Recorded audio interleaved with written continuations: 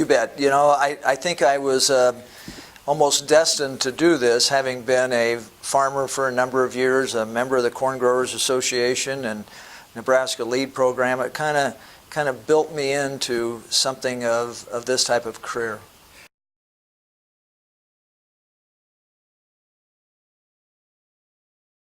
Well, my dad really didn't want me to farm. He wanted me to be a banker or a lawyer. He thought those were the ones that were making the most money and successful. And my family history is my dad inherited a farm at the age of 17 when his father passed away in 1927 with two younger sisters and a farm that had more debt than it was worth. So it was not a pretty situation. So my dad did not want me to experience the hardships of agriculture. But being around agriculture and seeing my family work through those kinds of issues, I didn't even know it myself when I was in college. I was a biz ad major at the university. And as I got closer to graduation, I realized that Geneva, Nebraska, my hometown community, my neighbors, my family, that meant a lot to me.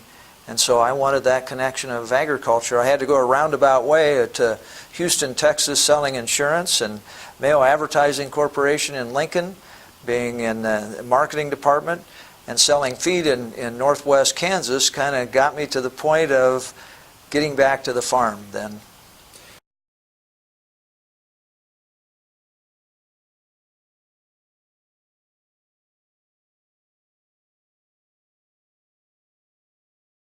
Ever with the Nebraska Lead Program, being in Lead 1 and seeing a program that now is, I think, in Lead 35. And when we moved off the farm and into Lincoln, when I took the job with the Department of Agriculture, I told my wife, I said, something I want to do is I want to host a lead group for a meal, because I had that opportunity with then Vice Chancellor Roy Arnold, who opened up his home for Lead 1. And so it's been a great experience. I tell them to relax. It's nothing fancy, but it's an opportunity for them not to have to worry about any formalities. And we can talk about all the lead experiences from Lead 1 to their class. All right, let's.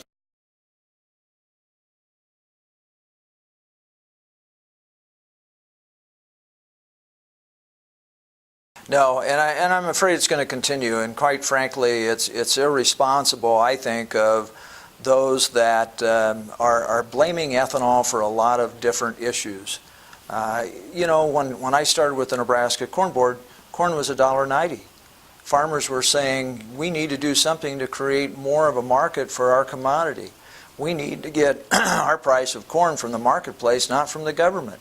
And so responsibly, our checkoff board in Nebraska worked very hard to help develop the ethanol industry through research, through market development and promotion and education to filling station owners, to consumers, and to politicians, that this is a renewable, viable energy source for the United States other than imported oil.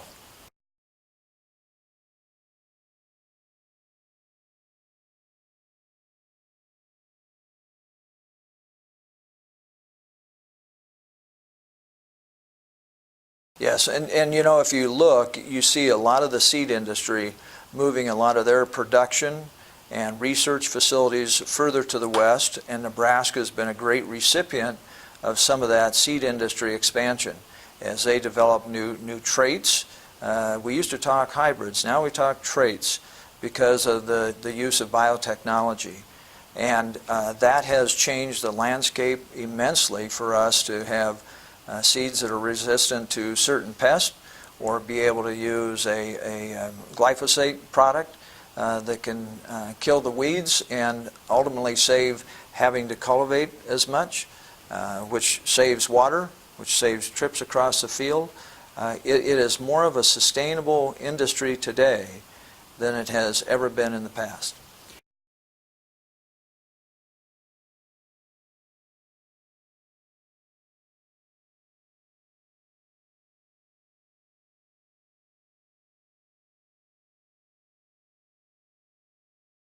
You know, one of the first things for us, and it was a trait that got introduced before its time, and that was called Starlink. And I remember when that happened, and I had read something about a class action lawsuit in Illinois started by a number of farmers.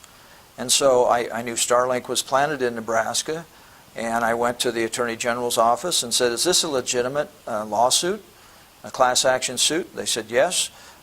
We checked with state agencies and associations, and nobody wanted to tackle helping Nebraska farmers register their acres and their production using Starlink, and so we stepped into that. It's not quite the definition of what checkoff programs are supposed to do, but it seemed like the responsible thing to do on behalf of farmers. We helped thousands of Nebraska farmers file their claims, which ultimately helped bring in $11.4 million. It's doing those kinds of things that I think are, having been in production agriculture, and kind of having a mindset of what farmers are thinking or wanting or needing or their frustrations, that has helped me in this kind of position. So over the years, we've been successful at hiring some really great staff. When I started, it was myself and a secretary. Now there's 6 of us total, and we've initiated probably one of the best internship programs of any commodity in any state in the U.S., which gives these college kids some great opportunities to learn from national and international cooperators that we work with. And I think just trying to be the connection point for corn producers, ethanol, livestock producers, and developing an export market or value-added system for corn. Corn's a bulk commodity, and it's got to be used for something, and so we might as well add that value here in Nebraska, whether it's feeding livestock or whether it's producing ethanol or biodegradable plastics like a plant at Blair, Nebraska does. Those are the kinds of things that will create jobs, more value for the bulk commodity, and it generates tax revenue.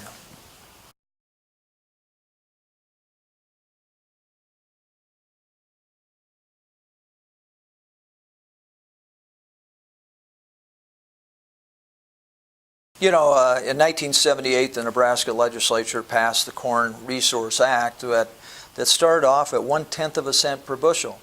But the legislature gave us the authority to go to 4/10 cents per bushel. And so as I've grown into this industry over the last 27 years, there's been a need to grow that resource because there's things to do. Research costs money. International market development costs money. And so we've not been as successful at raising the checkoff as we should have been, but I never apologized for what we got done in Nebraska with the resources we had. We've tried to increase the checkoff, and the administration does have some control over that, and so there was resistance of not wanting it to appear to be a tax increase. So our board, you know, continued to work hard. We asked the legislature to take a look at it 2 years ago. The legislature voted 49-0 to allow us to increase that checkoff to 1/2 cent per bushel. Now we are tied for the lowest corn checkoff in the nation. Before, we were the lowest corn checkoff in the nation. And I don't think that's anything necessarily to be proud of, because if you look at what's happening with federal legislation and state legislation, everybody wants to cut taxes. They want to cut spending. And that's a reverse philosophy of what we need to be doing with commodity checkoff programs. We need to be creating opportunities. We need to be creating the next generation of GMOs. We need to be competitive with world competition like Brazil, Argentina. We want to be the resource of commodities and value-added commodities to countries like China and India, where the populations are going to grow. And we need to defend agriculture against the likes of PETA and HSUS, and those take resources. It's not a cheap business of defending the most important industry that we have, not only in Nebraska, but I think in the United States, and that's being the breadbasket of not only our own country, but of the world. And so we function, every checkoff functions with the support of a governmental body, whether it's a state legislation or whether it's federal legislation. And even though I'm leaving this industry, if the Nebraska Corn Board tomorrow or after I retire said we need to increase the checkoff from a half cent to a penny, I'd be at the front of the line saying go for it. But put the money to good use. Create what is really important for Nebraska and U.S. farmers.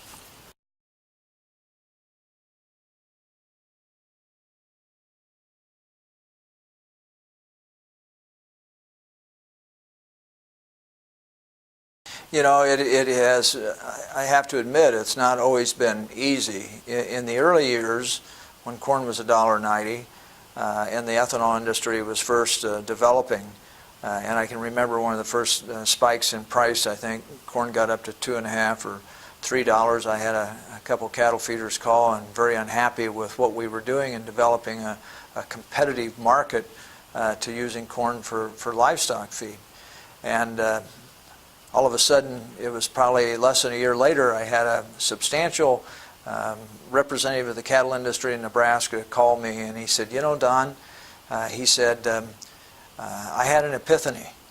And I didn't even know for sure what that meant, but as he explained it, I felt pretty good about it, because he said, you know, that distiller's grains that comes out of those ethanol plants, that's a pretty good product. I like that. And so, you know, what we really started to evolve in with the University of Nebraska and the Animal Science Department was really good research on how the livestock industry could use distiller's grains with solubles or dry distiller's grains or gluten feed in a livestock ration.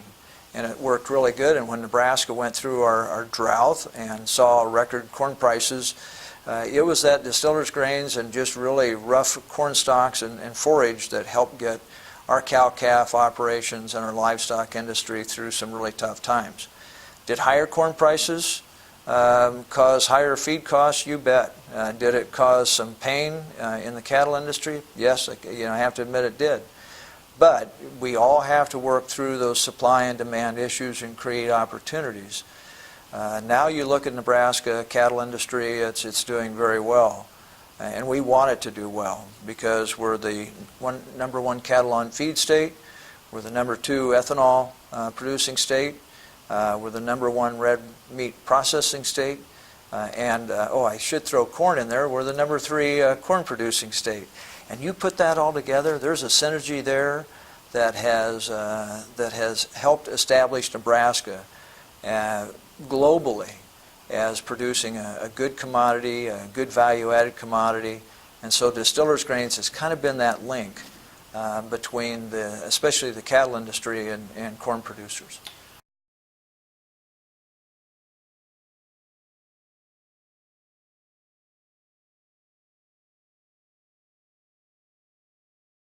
You know, there's 23,000 Nebraska corn farmers that pay into the checkoff. And when they read or hear about a farmer going to China or Japan and gone for a week or two, they may view that as a junket or a free trip.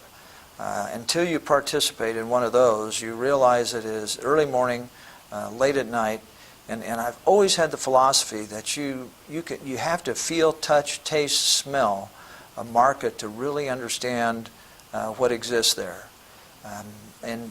Whether it's China or whether it's our partners in the European Union that we're trying to convince about biotech, or understanding what the competition is in Brazil and in Argentina or the Ukraine, that's what helps make good decision making, is having some of those experiences.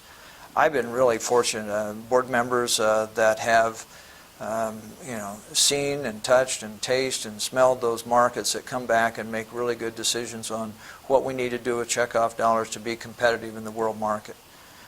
We work very closely with the U.S. Grains Council in Washington, D.C., promoting corn around the world. We work very closely with the U.S. Meat Export Federation that is based in Denver and promotes red meat all over the world.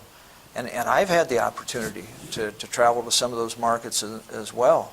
And when you see what Brazil and Australia and Argentina and other countries are doing to try to compete us in those global markets, you go, we better keep our eye on the target. We can't just be complacent in continuing to do the market development work to be competitive in that global market.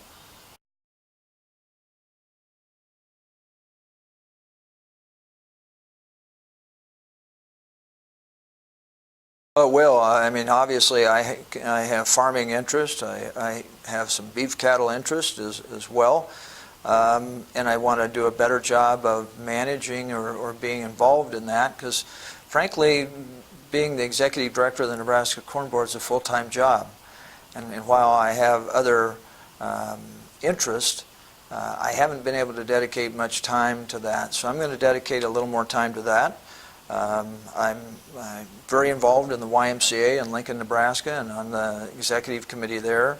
And moving through the chairs, I'm on the 4-H Board of Trustees. So there's always some of that volunteer work that's very important to me. I'm very, I want to say, involved and excited about the opportunities for youth, for college kids. I love working with this internship program where we have interns in our office in Washington, D.C. with the National Corn Growers, in the U.S. Grains Council, in Denver, Colorado. And all I hear back is, wow, you keep sending us people like that. You've always got an intern opportunity in our organization. So I'm very excited about that. And then I think there's always hopefully some things that come along my way that I can continue to be a spokesman for not only Nebraska agriculture, but just for what it means to have a strong agricultural organization and commodities and checkoff programs. I can't underscore enough the importance of commodity checkoff programs. They come out of farmers' pockets. Farmers pay sales tax, income tax, property tax. But their checkoff program investments are critically important for the next decades in agriculture. And while I work for this kind of industry, I'm a strong advocate for what it can accomplish.